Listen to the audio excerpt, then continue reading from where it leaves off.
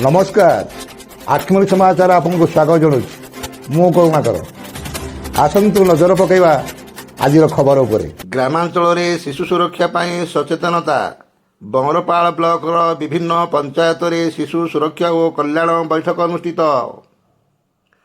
अनुगुल जिला बंगरपाल ब्लॉक अंतर्गत सांतरापुरा बाउलीगोड़ा एवं गणसंत्री ग्राम पंचायत भक्तपुर गणसंत्री बाउलीगढ़ सिमिलीछुई और जुहारपुर ग्रामगुड़िक ग्रामस्तरीय शिशु सुरक्षा और कल्याण बैठक सफलतार सह अनुष्ठित हो जाइछि। विश्व युव केन्द्र मणिनाली अनंगल द्वारा परिचालित जस्टिस राइट फॉर चिल्ड्रेन प्रकल्प आनुकूल्य ही कार्यक्रम आयोजन करा जाइतिला।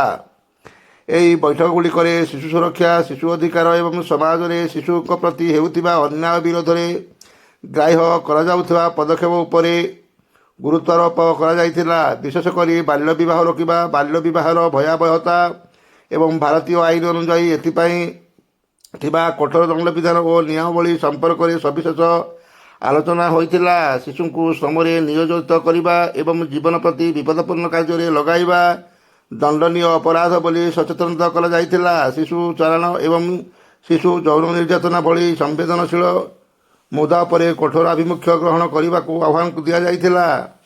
शिशुक चारोटी मौलिक अधिकार प्रत्येक शिशुर बंचार अधिकार विकासर अधिकार सुरक्षार अधिकार एवं अंशग्रहण करार अधिकार यही चारोटी प्राथमिक अधिकार विषय उपस्थित सदस्य मानक बुझा जाइतिला। एही बैठक गुड़िक ग्रामर अंगनवाड़ी कर्मी वार्ड मेंबर आशाकर्मी एवं किशोरी माने बहु संख्यार उपस्थित रही चिंता प्रकट करने सह सचेतनतार वार्ता ग्रहण करते। विश्व युव केन्द्र निर्देशक मनोज कुमार महापात्र पूजा स्वाई एवं अभिषेक महापात्र प्रत्यक्ष तत्वावधान में प्रकल्प सहयोगी लक्ष्मी बेहरा सभा परिचालना करते। ग्रामांचल शिशुक आईनगत सुरक्षा और कल्याण सुनिश्चित करने एपरी बैठक अत्यंत फलप्रद हो बोली बुद्धिजीवी महल में मत प्रकाश पाई। ब्यूरो रिपोर्ट 8 मल्लिक समाचार।